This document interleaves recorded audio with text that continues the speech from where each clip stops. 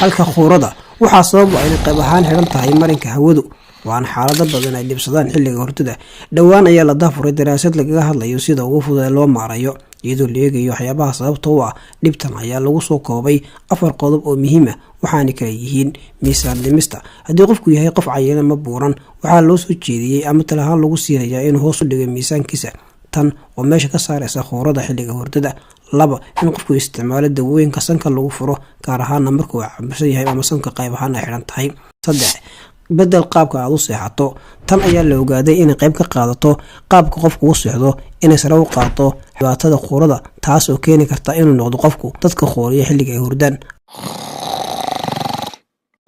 4 qodobka ugu dambeeya ayaa talahaan waxaa lagu soo jeedinayaa in qofku xidho waxa loo yaqaan nasal strips waxaanay furaan daloolada waxaanay fidiyaan xajmiga daloolada sanka taasina waxay qayb ka qaadanaysaa in hawada ay si fudud soo gasho